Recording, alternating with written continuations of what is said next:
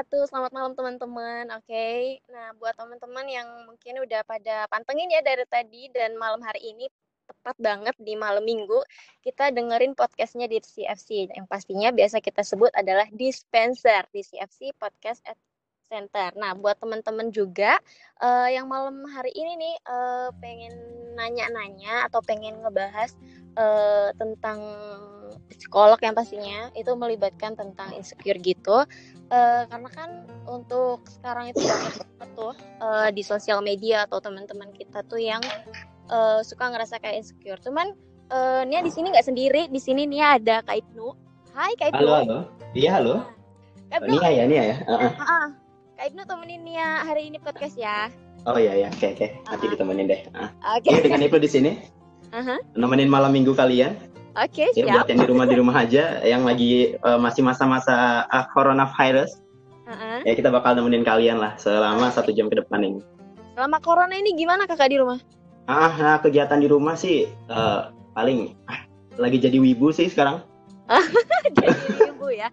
Tapi Iya. Kak itu sering main ini nggak sih sosial media Apa gitu? itu? Kan karena Tiap hari.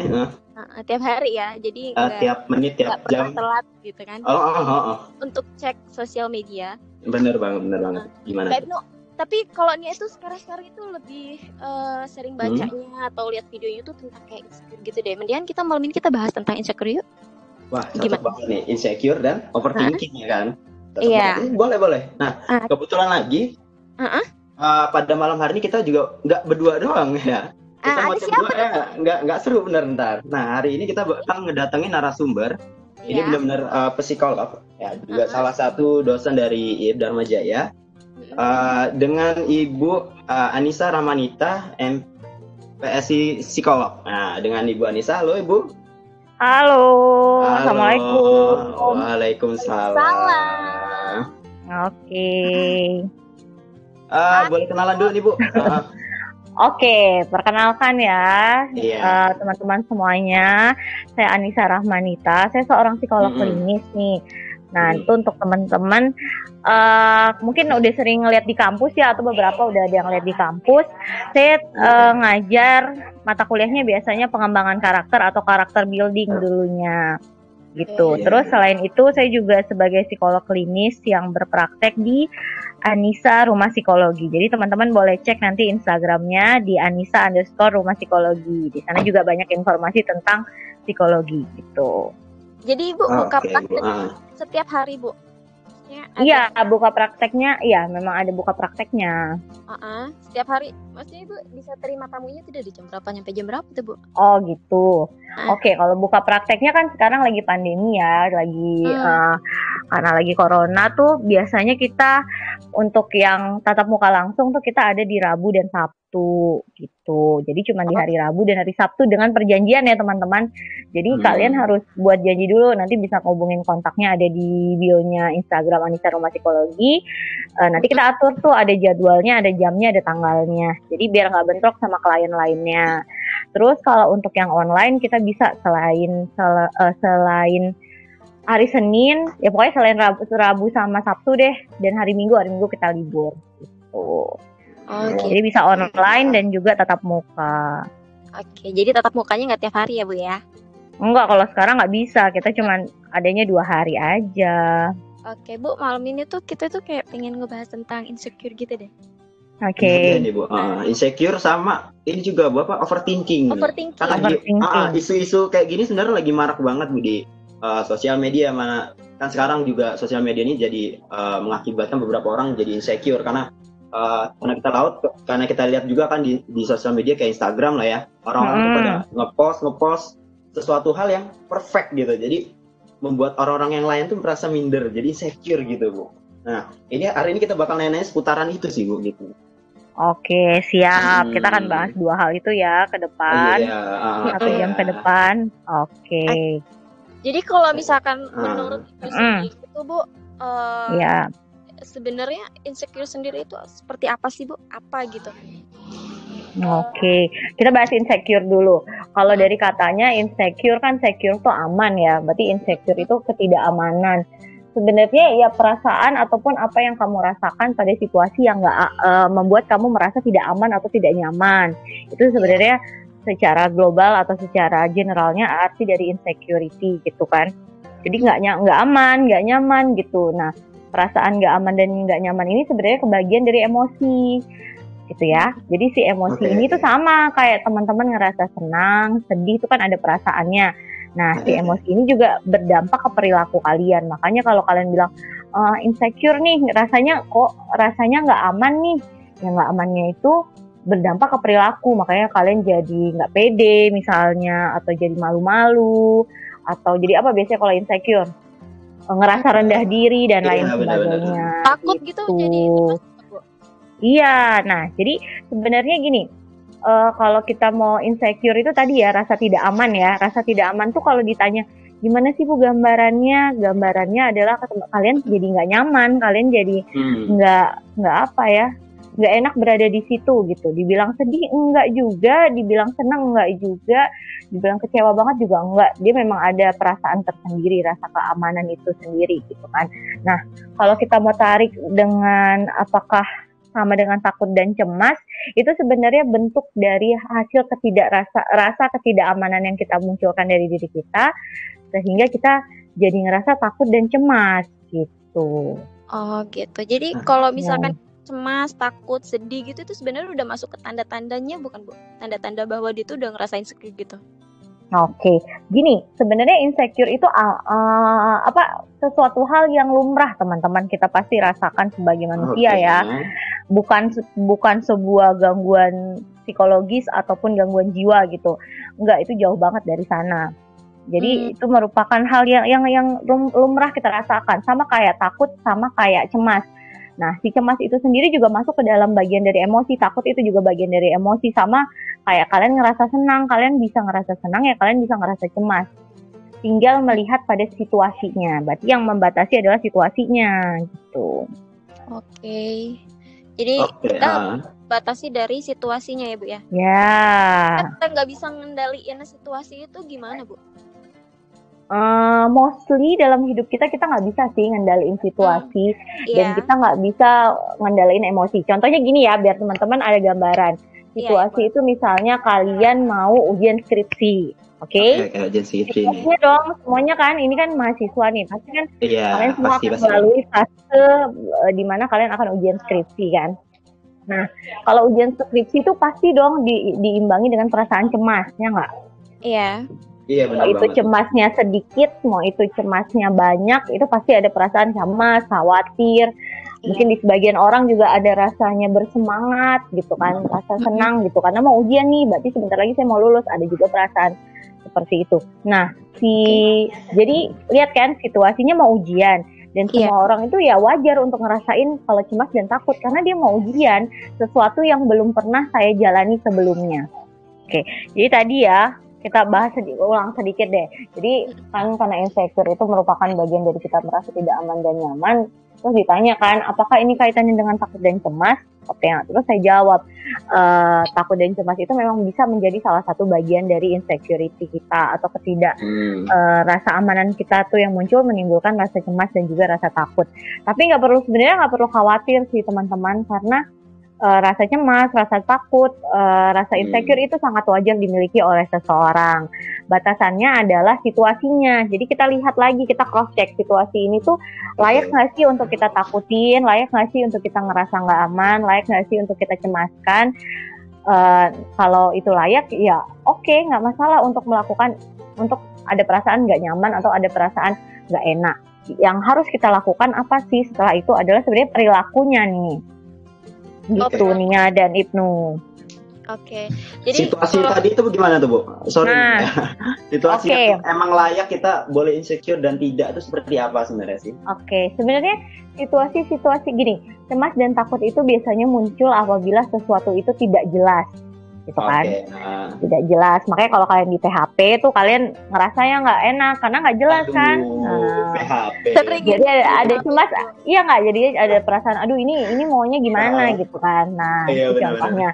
Atau misalnya kayak tadi yang saya contohkan, misalnya pada saat ujian skripsi itu tentu saja namanya judulnya aja udah ujian ya, semuanya mau diuji. Jadi kalau mau diuji ya pasti akan menimbulkan sesuatu yang tidak pasti, pertanyaannya tidak pasti, situasinya tidak pasti. Mungkin kayak tadi yang terjadi kan, oh teknisnya bisa nggak nih, ada gangguan dan lain sebagainya. Jadi wajar kalau ada cemas dan ada rasa takut gitu. Nah sebenarnya yang membatasi juga selain situasi adalah kadarnya sih. Kadarnya itu kita ngerasain, misalnya kalau takut dan cemas tuh ya kita wajar deh ngerasainnya. Kalau kita kasih, biasanya biar lebih jelas tuh biasanya saya sering kasih skala. Jadi dari 1 sampai 10 nih cemas saya berada di mana nih. Biar apa sih? Biar lebih jelas aja gitu. Yang kasih nilai siapa ya? Diri kita sendiri. Kalau cemasnya sampai 9-10 gitu, sampai kalian gemeter mau naik tangga aja ke ruang ujiannya nggak bisa.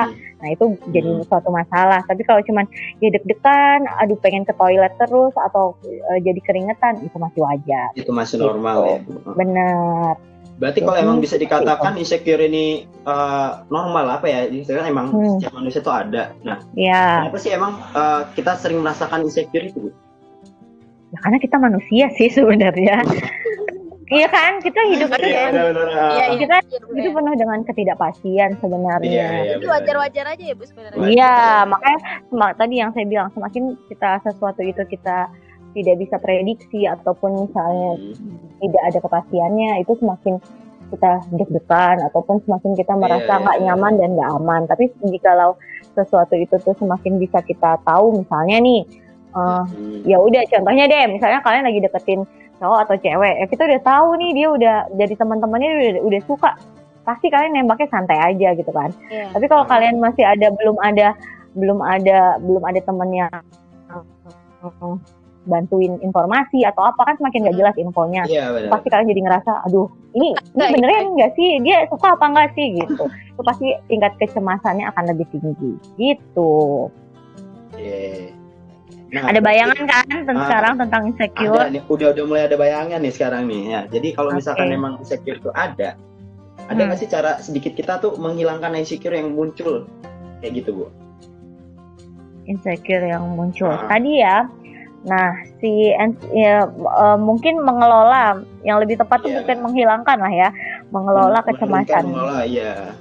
Mengelola si kecemasan yang ataupun si ketidakamanan yang kita rasakan ini. Sebenarnya apa yang harus kita lakukan adalah perilaku yang kita lakukan itu sih, maksudnya gini, dari situasi ataupun situasi yang terjadi bersamaan dengan emosi yang kita lakukan, lalu kita mau ngapain.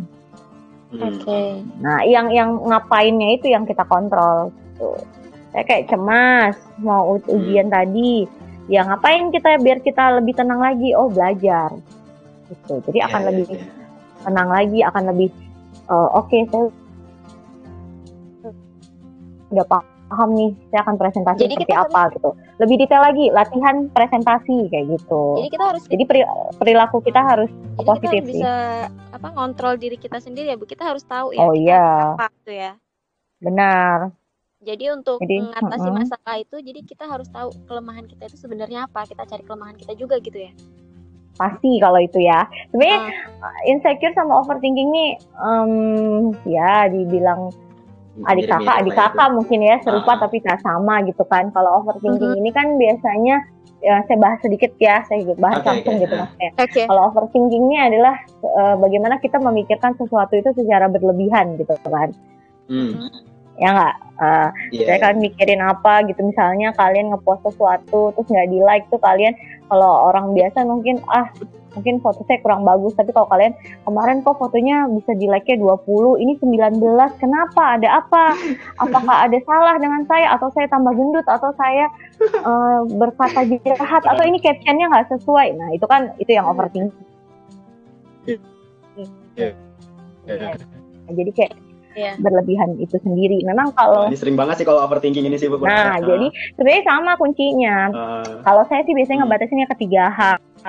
3 hal yang harus kalian lakukan. Pertama sebenarnya memang harus mengenali diri ya. Jadi kita harus tahu dengan diri kita gitu, apa yang menjadi positif di dalam diri kita, apa yang menjadi negatif, apa yang kelebihan atau apapun yang kekurangan. Itu harusnya yang paling kenal dengan diri kalian adalah kalian sendiri gitu. Itu dulu. Yang Nah, pertama itu tuh. positif negatif ya Bu ya. Kan emang dari awal insecure ini lebih apa? Gimana?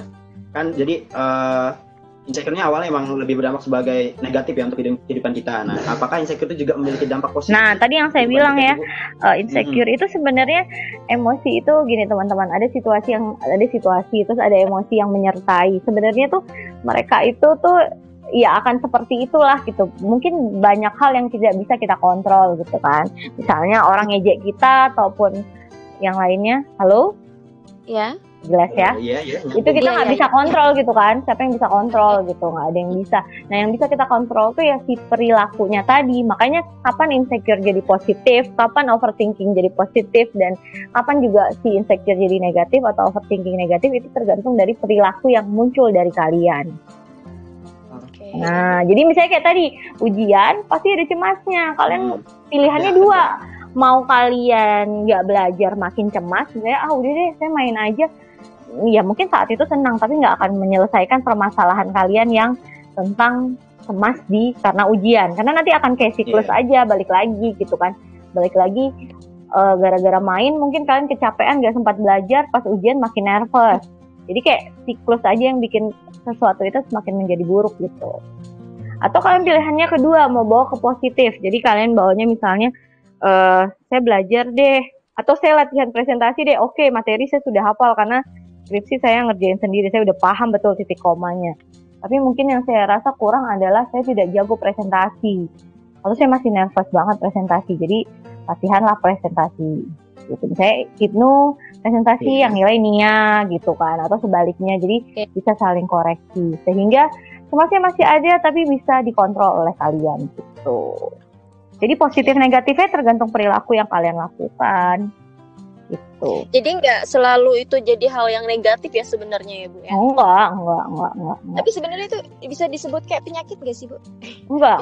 Dari jadi insecure gitu. Ya, insecure dan overthinking itu bukan sebuah gangguan psikologis ya, ataupun yang bisa didiagnosa ya. Lain mungkin kalau depresi, lain memang ada, dia bagian dari gangguan kecemasan tuh ada gitu. Ada namanya gangguan kecemasan dalam psikologi gitu kan. Tapi nggak masuk di dalam sini, kecuali overthinking dan insecurity-nya ini tuh udah, insecuritasnya itu udah mengganggu ke ranah-ranah perilaku tadi, ataupun ke ranah-ranah sosial kalian, ataupun sudah mengganggu kehidupan kalian, keperanan kalian lah sebagai manusia. Nah, itu bisa masuk ke dalam sebuah gangguan gitu. Jadi dia bukan gangguan, tapi kalau misalnya tidak dikelola dengan baik, bisa jadi suatu saat tuh akan menimbulkan masalah yang lebih besar dari itu gitu. Oh gitu. Jadi walaupun memang setiap hari atau mungkin setiap dia ngeliat sosial media dia ngerasain insecure gitu, itu nggak termasuk didiagnosa seperti penyakit ya Bu ya, walaupun sering ngerasa kayak gitu. Nah, kalau misalnya lihat sosial media, ya sebenarnya atau kalau kita ketemu sama teman-teman yang ada yang lebih cantik, atau mungkin ada yang lebih kaya, ada yang punya pacar tapi kita ya jomblo gitu kan ya Bu ya. Gimana Bu itu Bu? Itu gimana tuh Bu kalau kayak gitu? Oke, tadi sih kalau saya masih ukurannya ke perilaku. Jadi gini, saya kasih gambaran dulu deh. Mungkin ke teman-teman untuk tentang psikologi, tentang kesehatan mental itu tuh sekarang udah mulai sering dengar lah ya. Banyak influencer yang udah mulai menjelaskan. Tapi mungkin masih abu-abu banget. Batasannya apa sih? Sebenarnya simple, batasannya adalah apabila dia sudah mengganggu keberfungsian kalian. Oke. Jadi kalau misalnya kalian nih, si Ibnu sama si Nia kan mahasiswa. Kalau kalian sebagai mahasiswa tuh tugasnya apa sih? Belajar, kuliah, bersosialisasi. Oke, kuliah tuh including kalian kenal sama teman-teman kampus, sopan sama dosen, menyapa seluruh aktivitas yang ada di kampus gitu kan. Kalau ada satpam negur, kita juga bisa sopan menjawabnya kayak gitu kan. Nah, itu kan tugasnya tuh, itu peranan kalian. Tetapi kalau peranan-peranan tersebut sudah terganggu, nah itu berarti sudah ada yang salah dari ketidakamanan dan kecemasan ataupun hal-hal lain dari kalian. Gitu sih. Gitu. Jadi kalau misalnya kalian temen yang nggak ngapa-ngapain atau situasinya tuh harusnya netral aja, kok kalian marah-marah terus, dicek. Jangan-jangan bukan situasi itu cuma mencetuskan, atau situasi itu cuma bomnya kalian buat pecah aja, tapi jangan-jangan ada permasalahan yang sebenarnya terjadi sebelum itu gitu. Atau jangan-jangan sebenarnya suka sama cowok itu, tapi gara-gara dipendam-pendam, terus pas lihat cowok itu jalan sama cewek lain, kita jadi kebakar gitu kan. Nah itu cuma nyetusnya aja, kita nyetusnya bukan karena benci sama si cewek itu, tapi ternyata kita nggak kenal sama diri kita bahwa kita sebenarnya suka, atau kita sebenarnya kemarin pas dideketin tuh sebenarnya aku mau, tapi aku gengsi gitu kan. Tapi kan kita nggak kenal sama diri kita gitu loh. Sebenarnya kita mau, tapi aku nggak paham kalau kemarin tuh ternyata aku mau gitu. Gitu. Oke. Jadi kalau misalkan nih Bu, kayak kita itu kan keseringan tuh ngerasa kayak insecure atau overthinking kayak gitu kan. Terus itu jatuhnya kan kayak lebih ke seujun kali ya Bu kalau overthinking ketemu sama orang. Gini, overthinking itu sebenarnya teman-teman beda dengan negative thinking menurut saya. Jadi overthinking nggak selamanya tuh berisikan negative thinking. Overthinking itu tuh justru bisa kalian gunakan untuk hal yang positif. Misalnya tadi, misalnya tadi kalian kan ngerasa berpikirnya kan overthinking itu kan sebenarnya definisinya berhenti ketika kita bilang dia berpikir berlebihan dong, ya nggak? Nah, cuman kita aja sekarang istilah itu jadi diplesetkan menjadi overthinking tuh kalau kita berpikirnya negatif, padahal itu pikiran negative thinking namanya, bukan overthinking gitu kan? Ya kan? Nah, jadi si overthinking ini kan justru kita jadi kayak jadi waspada kan? Jadi kayak berjaga-jaga gitu kan. Sebenarnya aduh ini jangan-jangan ini deh, jangan-jangan itu deh. Lebih takutnya ya Bu ya. Iya, jadi jangan-jangan gini, jangan-jangan gitu, sama deh kayak kita ngepost sosial media tadi. Jangan-jangan karena saya ngepostnya filternya kurang oke deh. Jangan-jangan ini, jangan-jangan itu. Kalau orang yang tidak overthinking mungkin jangan-jangannya cuma ada 2 atau 3. Tapi orang yang overthinking mungkin sampai 6 atau 7 gitu kan. Nah, setelah kita ada perasaan overthinking atau sampai banyak gitu, ya seharusnya kalian bisa meng-cross check lagi sih, bisa dengan ngecek lagi apa nih yang salah, atau sebenarnya nggak ada yang salah, kita aja yang ngerasa salah gitu dengan postingan kita tadi gitu. Nah kadang ada juga nih Bu yang sampai overthinking itu bisa bikin sakit tuh, kayak mana itu Bu? Bisa bikin sakit? Iya. Contohnya gimana tuh? Contohnya gimana tuh Ibnu? Mungkin lebih kayak cewek mungkin ini ya, yang mungkin manusia yang lebih perasa kan cewek ya. Jadi kalau misalkan sakit mungkin bisa lebih sakit langsung demam atau apa, itu bisa nggak sih terjadi hal-hal seperti itu sih Bu?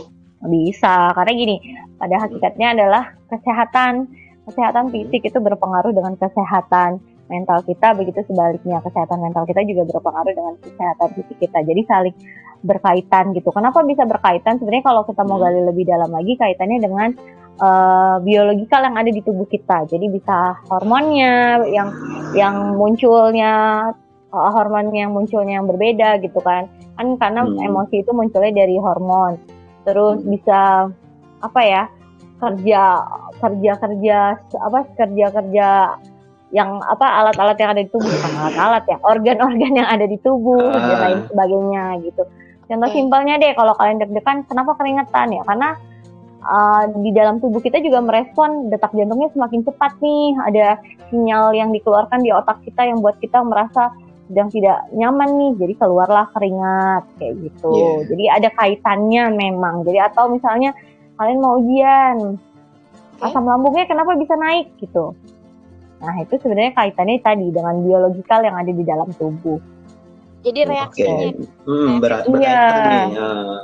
jadi ada hormon-hormon yang bekerja juga di dalam diri kita, kayak adrenalinnya, keratinnya, serotoninnya. Nah itu yang mempengaruhi sistem kerja yang ada, organ yang ada di dalam tubuh kita. Jadi responnya tuh bisa ke dalam fisik kita gitu.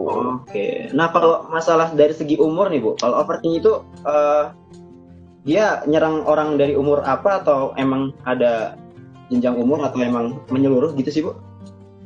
Aja yang ngerasa kayak insecure gitu kan lebih ke anak-anak remaja yang ABG.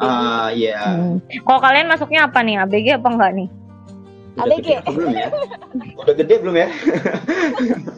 Baru gede ya? Anak baru dewasa Bu, ABD Bu. ABD ya? ABD. Nah kalau overthinking, berarti kan kalau overthinking ini sebenarnya yang diserang dalam tanda kutip ya, yang diserang adalah kan kognitifnya ataupun cara dia berpikir. Ya, kenapa bisa mulainya dari remaja? Karena perkembangan kognitif kita tuh berkembang yang sudah bisa mulai menganalisa walaupun secara sederhana ya, ataupun yang sudah bisa tidak hanya membahas tentang sesuatu yang konkret gitu, ataupun sudah bisa bahas yang lebih abstrak lagi. Itu tuh memang di usia remaja sampai dewasa pun ya sampai tua juga bisa overthinking itu terjadi pada orang-orang dewasa gitu. Jadi nggak startnya mungkin dari remaja lah ya, karena tadi perkembangan kognitif kita. Ya, kalau anak-anak tuh konkret, dia mah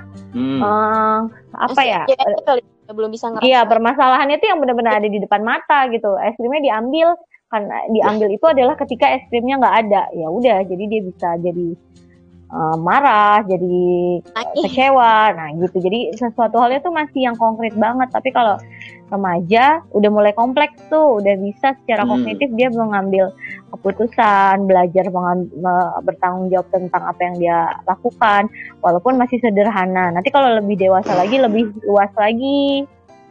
luas lagi mungkin tanggung jawabnya dan lain sebagainya. Jadi mungkin akan lebih berkembang lagi gitu. Oh, pantasnya makin gede makin banyak pikiran nih, Bu. Iya, betul. Bisa jadi tuh. Nah, berarti kalau untuk bikin orang-orang kayak kita nih yang insecure dan overthinking itu biar bisa percaya diri lagi itu kayak mana sih, Bu? Kalau saya tadi sebenarnya udah saya sebutin satu kan. Kalau saya biasanya mengajak teman-teman ke 3 hal aja deh. 3 hal yang bisa dilakukan untuk mengurangi insecurity dan juga overthinking. Yang pertama tadi kenali diri kan, jadi tahu apa yang kita rasakan. Sebenarnya diri kita tuh suka ngasih sinyal-sinyal loh, tapi kita yang suka nggak nangkep aja sinyal-sinyal untuk diri kita gitu misalnya. Contohnya misalnya lagi double banget ya. misalnya kalian kelelahan gitu. Jadi kadang-kadang kelelahan tuh kita jadi nggak fokus, atau kita jadi kok jadi bengong terus, kok jadi ngantuk terus. Itu sebenarnya sinyal, tapi kadang-kadang kita nggak ngeh hal tersebut gitu. Atau misalnya dengan mengenali diri juga kita jadi tahu apa sih kelebihan kita, apa sih kekurangan kita gitu. Jadi kenali diri kita dulu sebelum orang lain gitu, karena yang paling kenal diri kita adalah kita sendiri. Ya. Oke. Yang kedua adalah setting goal. Jadi buat apa sih yang mau kalian capai itu gitu. Ibnu tuh mau dikenal sebagai Ibnu yang seperti apa, Nia juga seperti apa. Bisa kalian buat dari yang kecil-kecil sih sebenarnya, dari per semester mungkin ataupun per tahun, ataupun sampai 5 tahun ke depan. Itu jadi kalian tahu tujuan kalian tuh mau apa sih gitu. Halo? Iya. Hilang, kalian diam, takutnya hilang. Jadi kenali diri, terus buat setting atau goal setting. Terus yang ketiga nih kaitan nih. Yang ketiga adalah setting boundaries. Jadi kalian buat batasan. Itu sangat amat penting. Jadi buat batasan ini tuh memang kaitannya dengan kontrol diri sih. Jadi ketika kalian udah punya goal, misalnya goal kalian adalah kuliah lah ya. Saya ingin berkuliah, saya ingin lulus. Berapa tahun nih pengen lulusnya? 3,5 tahun. Oke, dengan predikat cum laude nggak? Kenapa? Harus ada target ya? Semakin jelas goal kalian itu apa, semakin jelas tujuan kalian itu apa, akan semakin cepat dan akan semakin tepat kalian mencapai posisi itu. Nah, karena nanti akan ada batasannya nih. Tahu dari mana sih batasan itu munculnya dari mana? Dari apa yang mau kita capai sebenarnya. Misalnya kita mau lulus 3,5 tahun ya, tapi kita goals utama kita misalnya lulus 3,5 tahun cum laude. Terus bukan berarti kita nggak bisa ikut organisasi kan, tapi mungkin kita pilih-pilih organisasinya satu aja gitu. Atau di organisasi tuh saya bisa atur waktunya, nggak perlu ambil banyak, nah gitu. Jadi kita yang kasih batasan sendiri. Jadi setting boundaries itu adalah bagaimana kita membuat batasan-batasan tentang hidup kita. Bukan karena kita nggak pengen kenal orang, atau bukan karena kita ingin ngejauhin orang lain, tapi itu sebenarnya untuk melindungi diri kalian gitu. Sama kayak tadi, contohnya kalau kita ambil contoh yang tadi, misalnya postingan, seberapa penting sih like-nya itu, seberapa penting sih komen dari teman itu, atau sebenarnya kalian cuma untuk senang-senang aja, untuk ninggalin memori aja. di sosial medianya. Nah, yang tahu adalah kalian sendiri. Ketika kalian sudah punya goals, ketika kalian sudah punya goal tadi, kalian akan kasih batas. Oh, nggak penting-penting banget. Saya cuma sharing sesuatu yang sesuai dengan diri saya. Ya udah, berarti like dari orang itu cuma bonus aja gitu. Berbeda ketika kalian memilih, oh Nia mau jadi selebgram, ya penting jadinya, ya nggak? Like-nya, dar like-nya ya Bu ya? Iya benar. Jadi kamu pun karena kamu mementingkan like-nya, mementingkan komennya, mungkin kamu akan meningkatkan kualitas fotomu. Kamu juga jadi mengatur manajemen waktu untuk untuk mengepost postingan kamu gitu. Jadi apa goalsnya kamu, setelah kamu kenal dirimu apa goalsnya kamu, terus kamu kasih batas gitu. Jadi nggak harus semua tuh, batasan itu bukan punya orang, batasan itu tuh punya kita gitu. Kita yang setting sendiri. Bu, terus kalau misalkan kita tadi kita udah ngebahas tentang insecure ya. Kalau kayak misalkan kita overthinking gitu, sebenarnya kalau pemikiran overthinking gitu tuh harus apa ya? Kita bisa hilangin nggak sih Bu? Kayak kita harus biar nggak terlalu over aja Bu kalau berpikir itu. Bisa dihilangin nggak sikap yang kayak gitu Bu? Apa memang udah bawaan atau memang ada sifat itu dari di setiap orang gitu Bu? Setiap orang punya, tapi mungkin kadarnya ya yang bisa kita turunkan nih ya, dengan cara ya tadi sih, yang 3 poin utama tadi ya. Jadi kamu kasih batasan dulu, kamu mau yang seperti apa, mau apa goals kamu, terus mana yang mau kamu batasi gitu loh. Dari situ kita bisa mengurangi overthinking kita. Jadi mungkin kita berpikir berlebihan, tapi perilaku kita tuh kita bisa tarik gitu loh, bisa tarik terus gitu. Misalnya kamu dapat nilainya buruk nih semester ini, gitu kan. Sedangkan kamu nggak boleh buruk karena kamu mau 3,5 tahun, jadi nggak ada waktu untuk ngulang mata kuliah lagi kan. Kalau kamu ngulang berarti kan nambah 1 semester kan? Semester iya. Nah, jadi karena udah tahu kayak gitu, terus kamu lihat juga mungkin, oh ya aku tuh sekarang kondisi fisiknya nggak oke nih mungkin, karena mungkin sakit atau apa. Jadi yang bisa kamu atur adalah perilaku kamu. Jadi mungkin organisasinya dikurangi atau tidak menjadi yang utama. Misalnya di organisasi kamu jadi sekretaris aja deh, atau yang menjadi anggota biasa aja deh, nggak pegang jabatan. Itu yang bisa kamu atur. Terus kalau muncul nggak Bu? Muncul nanti Bu, saya jadi nggak populer lagi nih, overthinking kan. Saya jadi nggak enak lagi dan lain sebagainya gitu kan. Padahal kan saya harusnya hits banget di Dharma Jaya gitu kan. Perasaan seperti itu tuh cepet-cepet kita kembalikan lagi. Apa sih tujuan saya? Mau ngapain saya saat ini gitu. Jadi bisa dikembalikan lagi ke sana. Gitu sih. Dan itu menurut saya cukup bekerja sih kalau kalian memang benar-benar sudah mulai tahu kalian mau mencapai apa. Gitu. Dan di usia kalian tuh seharusnya udah bisa banget gitu. Bisa apa nih? Bisa banget untuk Iya, dan untuk membuat perencanaan tuh seharusnya sudah mulai bisa lah ya di usia yang udah kuliahan kan, pada angkatan 2017 ya. 17 sama angkatan berapa tuh? 19. Iya. 19. Oh, 19. Udah masuk perkuliahan itu udah saatnya untuk membuat setting yang seperti itu yang kaitannya dengan diri sendiri deh. Apalagi kalau zaman sekarang mah udah banyak kalian bisa lihat contoh dari orang misalnya, ataupun kalian bisa diskusi, kalian bisa lihat buku pengembangan diri. Jadi sangat bisa untuk kalian udah mulai men-setting apa yang kalian mau gitu. Oke. Jadi memang kalau di usia-usia remaja sebenarnya kita juga udah bisa nyeting diri sendiri ya Bu ya, tanpa kita harus maksudnya butuh bantuan orang. Bu, tapi sebenarnya kayak gitu kita butuh bantuan orang nggak sih Bu? Harus ada seseorang tuh yang biar bisa bikin kita tuh kayak ngedukung mendorong, kita gitu. Mendukung, support gitu lah. Oke. Kalau remaja masih sih. Kalau remaja kan memang secara tanggung jawabnya tuh masih harus dibantu sama sama walinya gitulah ya, sama orang terdekatnya gitu. Tapi kalau teman-teman yang udah mahasiswa, saya rasa tuh udah bisa sendiri. Walaupun penting nggak sih second opinion atau penting nggak sih pendapat dari orang lain, ya itu juga nggak kalah penting. Cuman pada saat kita memilih ini masukan dari siapa, ini siapa yang kasih evaluasi terhadap diri kita lihat juga, nggak sembarangan gitu.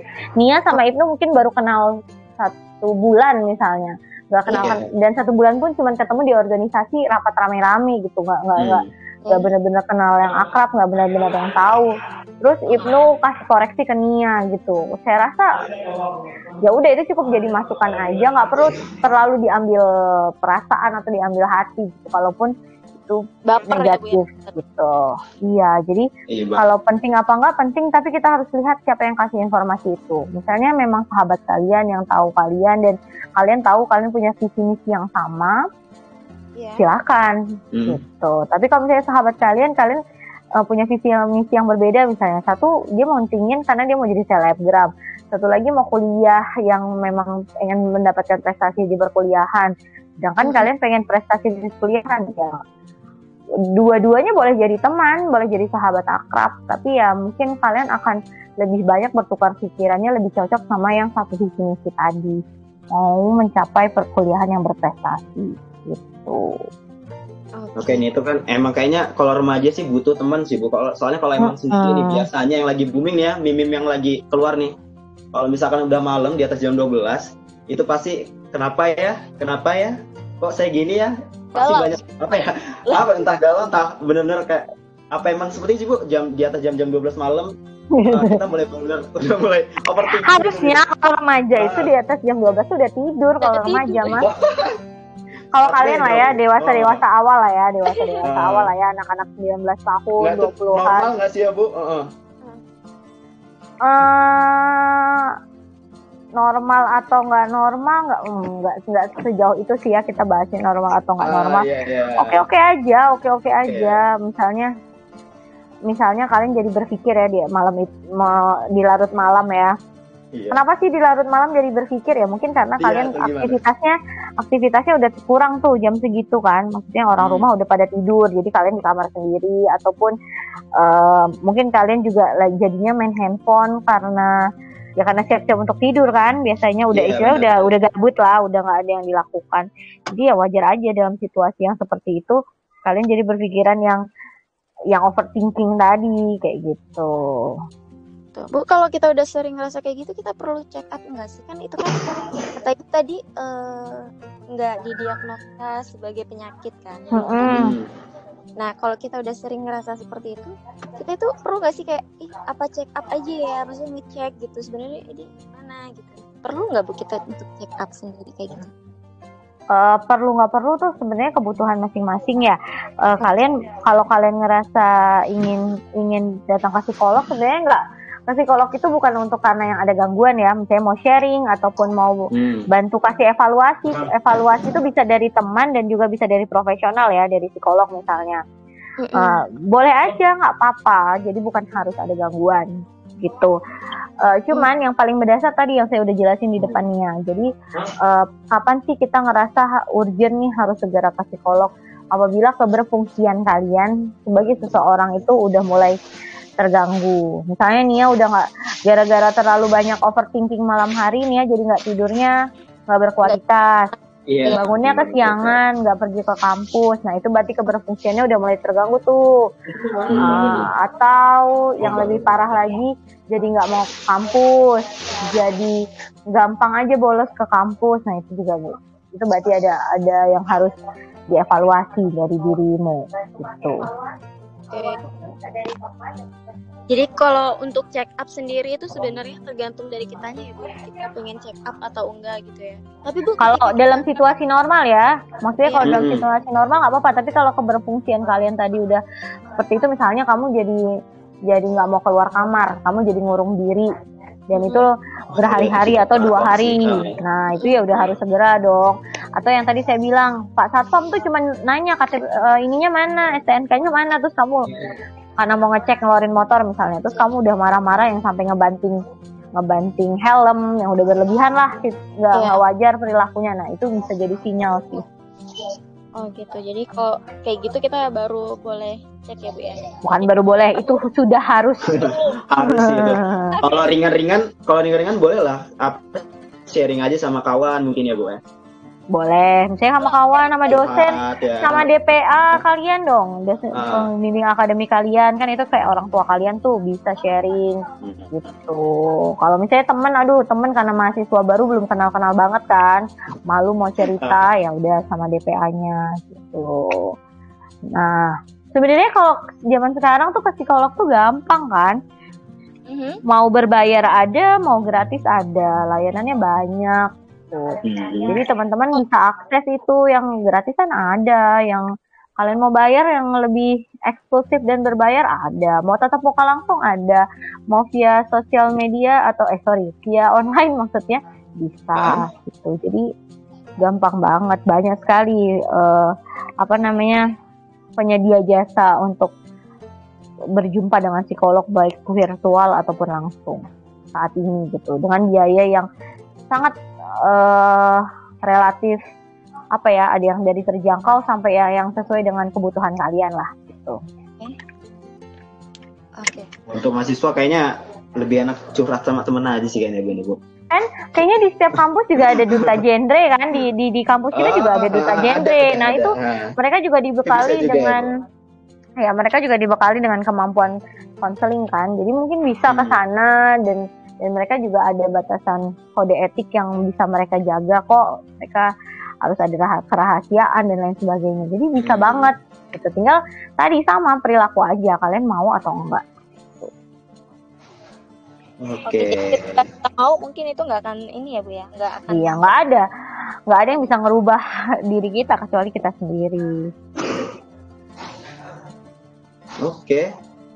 Ya, berarti kan sering banget nih ya Bu dengar kalimat yang kayak banyak bersyukur sih daripada insecure. Aduh, ini ya. Kenapa nih ya? Kenapa nih?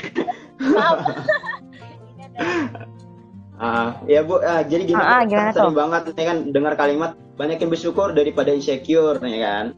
Nah, dan juga masih banyak nih orang di luar sana yang isi pikirannya terlalu over banget nih.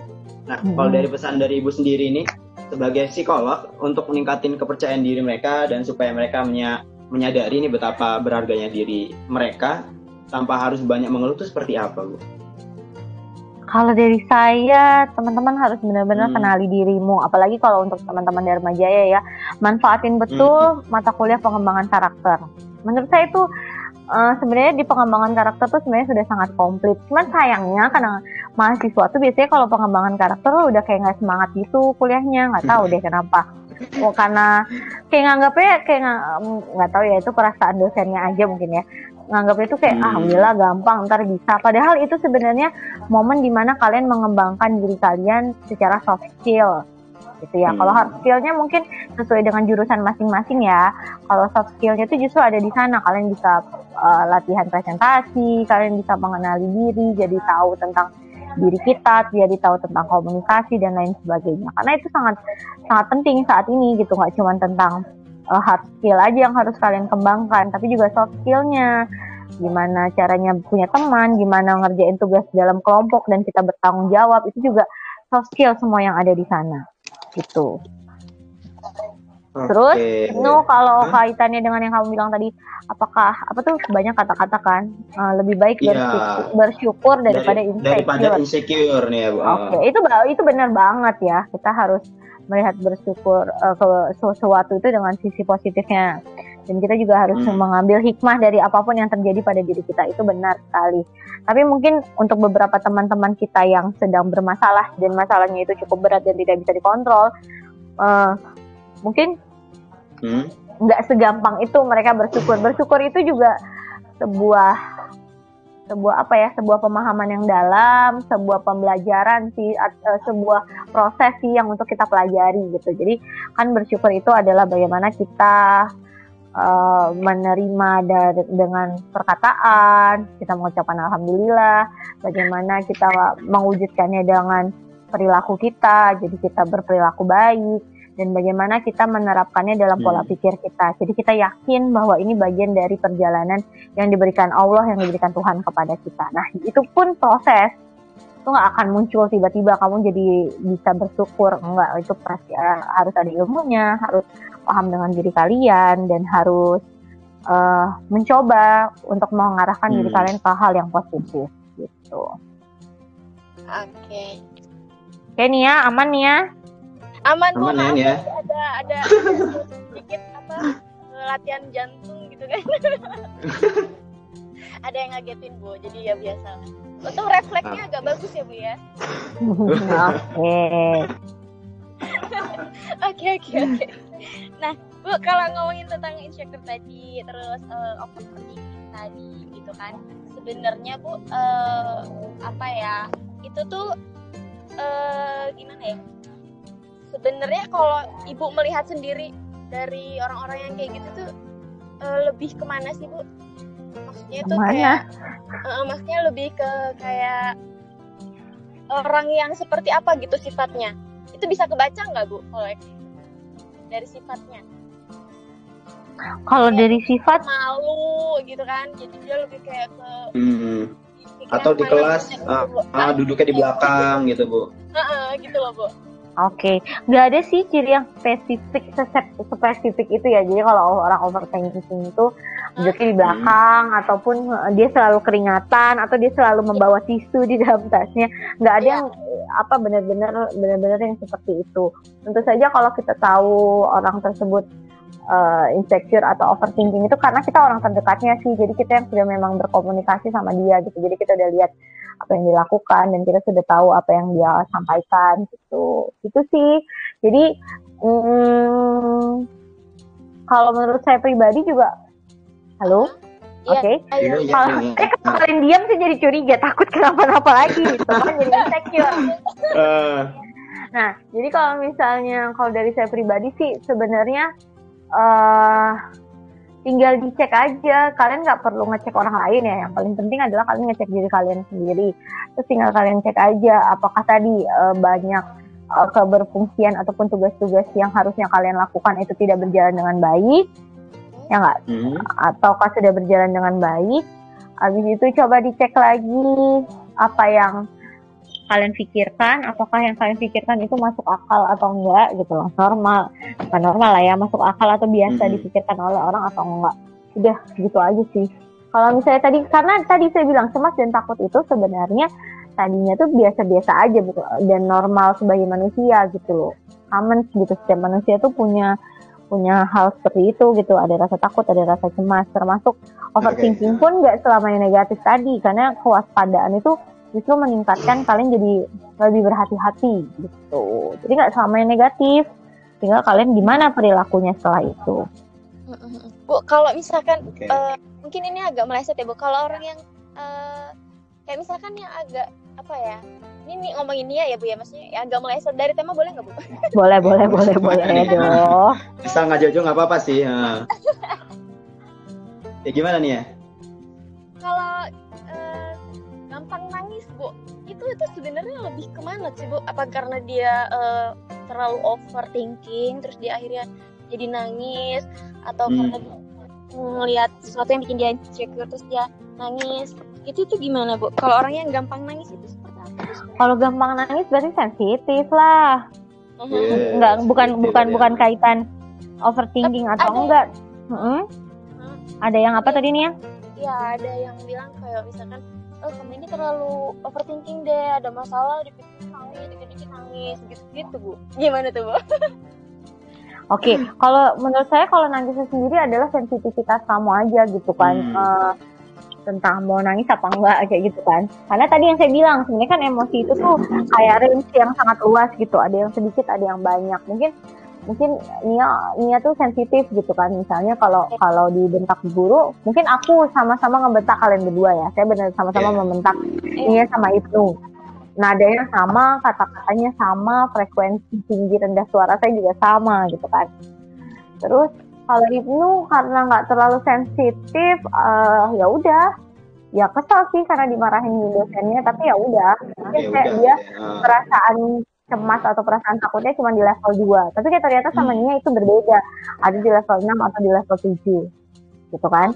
Nah itu tadi yang saya bilang, situasi dan emosinya nggak bisa kita kontrol, Kalau kita dibentak ya pasti kita ada perasaan cemas, walaupun di level yang berbeda, ada yang level 2, ada yang level 6. Tapi selanjutnya yang harus kita lakukan adalah perilaku kita. Itu sih, habis nangis, kalau misalnya kamu nangis, tapi kamu nggak ngeganggu kuliahan kamu, ya udahlah, itu menjadi ciri khas dirimu gitu ya. Udah kamu terima aja, aku memang mudah nangis gitu. Ataupun kalau nangis itu nggak mengganggu teman-temanmu atau nggak mengganggu hubungan sosialmu gitu, misalnya kamu pelan-pelan mulai mengontrol, silakan, nggak apa-apa gitu. Nggak ada yang salah dengan nangis sebenarnya nih ya. Oh, oke. Gitu ya. Nggak jadi masalah ya Bu ya sebenarnya. Nggak ada, makanya tadi sebenarnya kalau kita berbicara psikologi itu nggak ada benar-benar yang, kecuali ya gangguan ya, memang ada diagnosanya, memang ada yang harus terpenuhi. Tapi ingat, setiap manusia itu unik teman-teman, jadi nggak ada yang sama persis. Nia mau kembar kayak apa, identik kayak apa juga nggak akan ada sama persis. Ibnu juga begitu, mau ada sejuta Ibnu di muka bumi ini nggak ada yang sama persis. Beda-beda gitu. Kalau perkara ada rasa kecemasan sedikit di bagian sini, ada rasa nggak pede di sini, ya itu manusiawi selama kalian masih bisa berfungsi sebagai tugasnya masing-masing dengan baik. Saat ini kita berbicara teman-teman sebagai mahasiswa, sebagai anak dari orang tua kalian, sebagai makhluk sosial di lingkungan kos kalian. Kalau itu masih bisa berjalan dengan baik, saya rasa itu udah cukup lah. Kita nggak usah terlalu jauh pengen sespektakuler apa gitu. Kembali lagi ke goals kalian gitu. Nah Bu, kalau ini overthinking mungkin terakhir ya, ini udah hampir mau 1 jam ya. Terakhir ya? Untuk belum sih ya, kalau mau ada lagi apa sih. Cuman pengen konfirmasi aja nih Bu ya.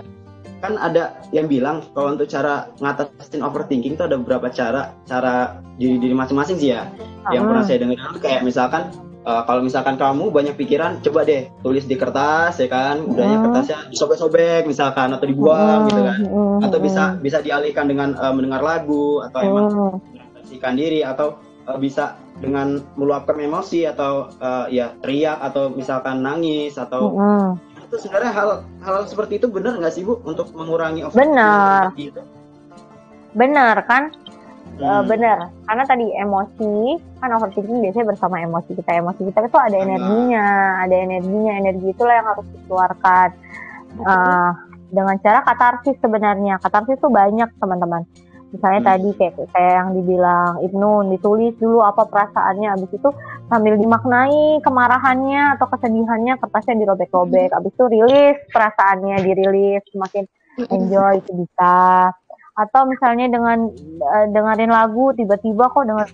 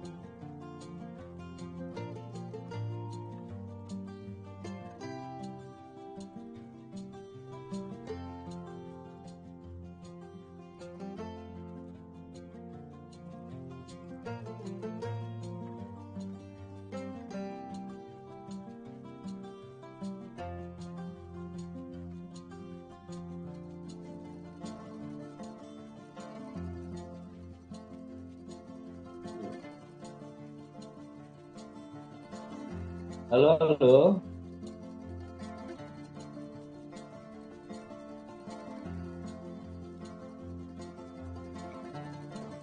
Udah selesai Kak?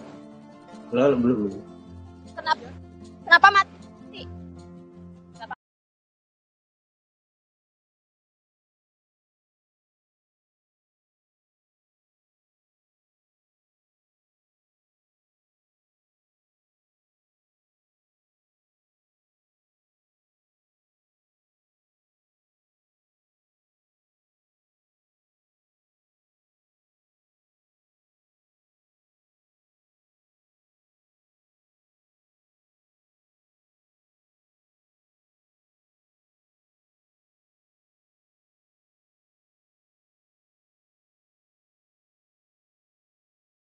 Bang Ben.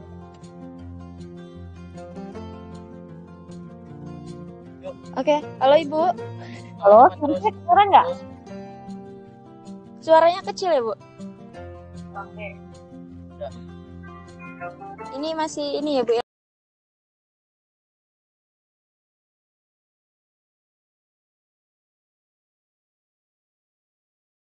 Oke. Terus ya Bu ya. Oke, tadi ya. Jadi salah teknis gitu sih Bu. Oke, jadi tadi tapi emang di sini juga suaranya agak kecil gitu sih. Oke, kedengeran cuman kecil gitu Bu. Oke, tadi ya. Jadi tapi kalau dari live-nya kelas kok nih cek. Oke, masih kok. Ya. Oke ya, udah oke ya. Oke, tadi deh kita bahas cepat aja. Jadi yang Ibnu sampaikan tadi, bisa nggak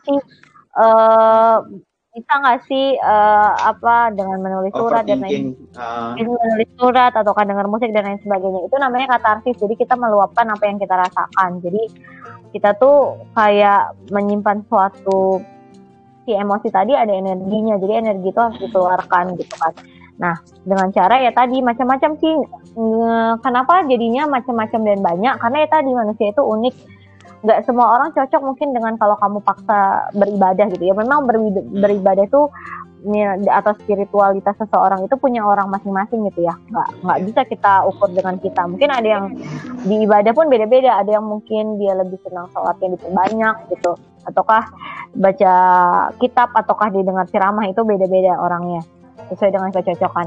Nah, apalagi sama juga dengarkan musik. Ada mungkin yang mendengarkan musik, ada mungkin yang nonton film, atau ada mungkin yang tadi buat surat, terus suratnya dirobek-robek. Atau mungkin kayak kalian, dengan kalian itu jadi happy pada saat kalian ngedit film, ataupun kalian kumpul sama teman-teman membahas tentang sesuatu yang kalian suka. Itu bisa menjadi juga, ya, media katarsis. Iya. Kalau saya tuh biasanya ini Bu, kalau pengen ngeluapin ya Bu, saya suka kan suka gambar-gambar gitu ya. Kadang suka buat tuh gambar digital, tapi sambil ngeluapin emosi gitu Bu. Iya. Itu bisa gitu kan. Dari berbagai penelitian juga dijelaskan. Jadi pada saat kita membuat gambar, apalagi kalau gambarnya digambarkan atau dituliskan dengan pena ya, ataupun dengan tulisan tangan langsung ya, jadi nggak pakai keyboard atau nggak di handphone, itu justru ngeluarin energinya lebih besar atau lebih cepat, karena kan tekanannya akan berbeda dari emosi yang kita rasakan gitu kan. Sedangkan kalau keypad biasanya tekanan keypad tuh sama gitu kan. Nggak mungkin kalian marah terus banting keypad, kan nggak ada, tetap aja energi sedikit paling lebih cepat, udah kayak gitu. Gitu sih. Kalau saya pribadi tuh, selama perilaku yang kalian lakukan positif, selama jangan negatif lah ya. Iya, selama kayak mabok gitu ya Bu, enggak? Yes. Gitu. merokok berlebihan, mabuk-mabukan, apalagi sampai tergantungan dengan narkoba. Nah, itu tuh justru bukan menyelesaikan permasalahan, tapi cuma nambah masalah baru. Terus abis itu cuman bahagia yang semu aja. Bahagianya cuma di menit itu aja gitu, tapi nggak bertahan lama dan nggak berdampak positif. Justru akan menimbulkan permasalahan baru buat kalian gitu. Oke deh Bu. Wah, ini tema kita hari ini sudah banyak terjawab sudah dengan Ibu Anissa nih. Oke. Udah lebih dari 60 menit nih kayaknya Bu ya. Kita pengen ucapin terima kasih banyak buat Ibu Anissa. Oke. Dan juga jangan lupa teman-teman semua nih yang pengen ngobrol-ngobrol lagi sama Ibu Anissa, bisa cek langsung ke Instagram pribadinya di @anissa. Iya, follow aja ya. Anita, iya follow atau bisa langsung aja nih. Ada kontaknya juga kan ya Bu ya? Di psikolog klinisnya ada di @anissa_rumah psikolog. Yes. Anissa_rumah psikologi. Jadi bisa cek di sana ya. Kalau Anissa, kalau di akun pribadi ya itu berisikan saya pribadi ya. Jadi mungkin kalau teman-teman DM ya jarang dibuka, ataupun nggak semua saya baca DM-nya gitu. Tapi mungkin kalau di Anissa Rumah Psikologi mungkin dibaca, karena ada psikolog lain juga di sana. Terus ada teman-teman yang ngelola lainnya di sana. Jadi bisa curhat lah tipis-tipis. Oke. Terima kasih boleh banyak dong. Bu. Sama-sama. Udah nemenin kita nih. Udah mungkin pertanyaan dari netizen udah banyak terjawab nih hari ini. Mungkin teman-teman semua harus lebih jadi orang yang lebih baik lagi dari hari ini ya. Dan ya mungkin cukup dari itu aja ya kayaknya.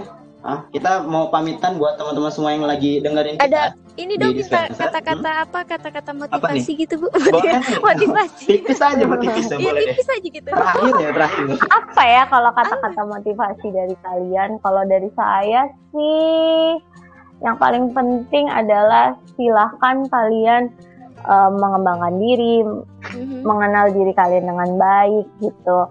Mengenal diri kalian dengan baik, mengembangkan diri dan mengontrol diri kalian. Karena yang paling kenal dengan diri kalian adalah kalian sendiri gitu. Oke, terima kasih dia. Ibu. Terima kasih banyak Ibu. Terima kasih Nia, Ibnu, teman-teman dari DCFC. Dadah Ibu. Dadah Ibu. Oke. Buat pendengar semua, terima kasih ya. Waalaikumsalam. Waalaikumsalam. Nah, itu dia tadi kita udah ngobrol-ngobrol sama Bu Anissa, Nania. Sepertinya kita sudah harus berpamitan nih dengan teman-teman semua. Iya. Yang malam mingguan juga kayaknya udah pulang nih Kak. Udah pulang, udah mau istirahat, mau bobo dong ya. Oke. Yaudah kita berdua pamit undur diri ya. Aku Ibnu dan Nia Anissa pamit. Undur diri. Jangan lupa disaksikan terus dispenser berikutnya. Dadah.